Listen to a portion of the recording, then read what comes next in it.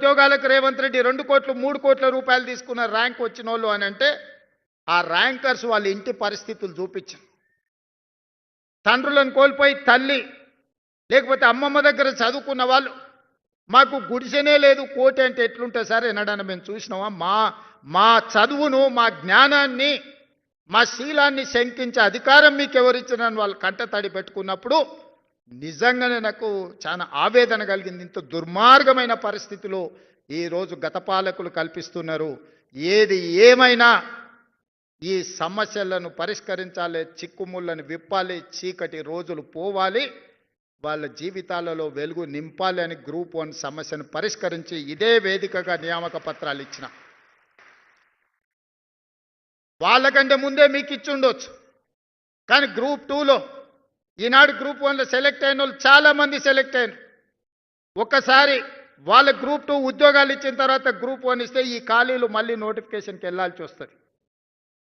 ఎందుకు మొదట గ్రూప్ 1 ఇచ్చినాం, గ్రూప్ 1లో సెలెక్ట్ అయినాక మిగిలిన అన్ని ఖాళీలని ఇవాళ గ్రూప్ 2గా మిమ్మల్ని భర్తీ చేస్తున్నా అంటే మీకు ర్యాంక్ వచ్చి కూడా ఒకవేళ అందులో ఉన్న వాళ్ళు ఇందులోకి వస్తే మీకు అవకాశాలు కోల్పోతాయి. కాబట్టి మీ అవకాశాలు పోకూడదు, మళ్ళీ నోటిఫికేషన్ ఇస్తే ఆలస్యం అవుతాయి అన్నారు. మీరు ఎంపిక అవుతారో కారో అని మీ బాధ నా బాధగా ఆలోచన చేసి మొట్టమొదట గ్రూప్ 1 నియామకాలు చేపట్టి ఇవాళ గ్రూప్ 2 నియామకాలు ఇస్తున్నా.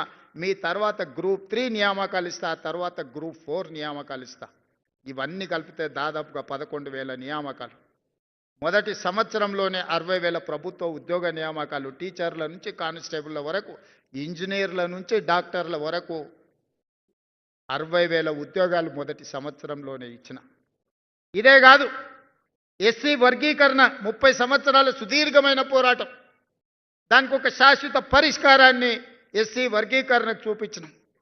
జనగణనలో కులగణన 100 సంవత్సరాల సమస్య, ఆ సమస్యకు 16 నెలల్లోనే పరిష్కారం చూపించి ఫిబ్రవరి 4ను సోషల్ జస్టిస్ డేగా ఈనాడు జరుపుకుంటున్నాం. దేశంలో ఎక్కడా లేని జనాభా లెక్కలు, ఆ జనాభాలో కుల లెక్కలు, ప్రతి కులానికి సంబంధించిన ప్రజలకు ఈ వివరాలను సేకరించిన రాష్ట్రం మొట్టమొదటి రాష్ట్రం తెలంగాణ రాష్ట్రం. ఇవాళ మేము ఆ కార్యక్రమాన్ని చేయడం ద్వారా కేంద్ర ప్రభుత్వం మీద ఒత్తిడి తీసుకొచ్చి రేపు జరగబోయే 2026 జనగణనలో కులగణనను చేర్చాల్సిన పరిస్థితి ప్రధానమంత్రి గారికి కల్పించి దేశానికే తెలంగాణ రాష్ట్రం ఆదర్శంగా నిలబడ్డదని ఈరోజు మీ అందరికీ నేను గర్వంగా చెప్పదలుచుకున్నాను. ఇవన్నీ ఎలా చేయగలుగుతున్నాం?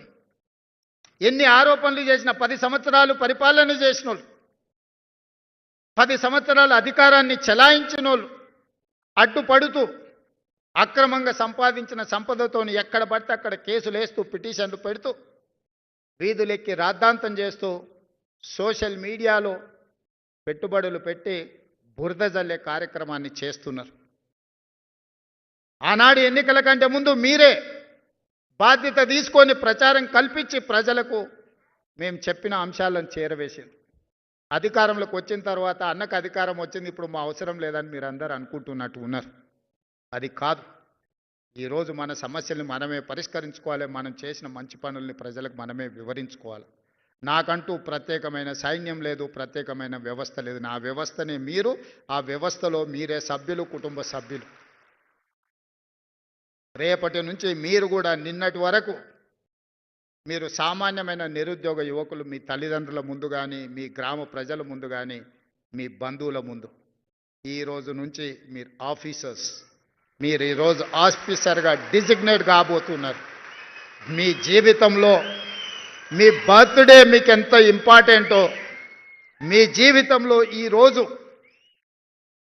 మీరు డిజిగ్నేట్ కాబోతున్నారు ఆఫీసర్గా.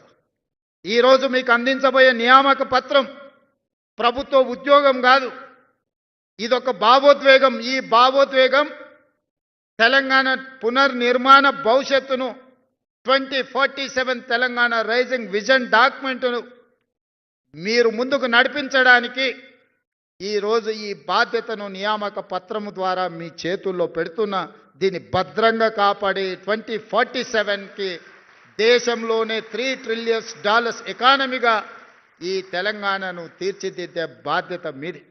ఆనాడు నేను అధికారంలో ఉంటానో ఉండనో నాకు తెలియదు కానీ మీరందరూ ఆనాడు అధికారులుగా ఉంటారు.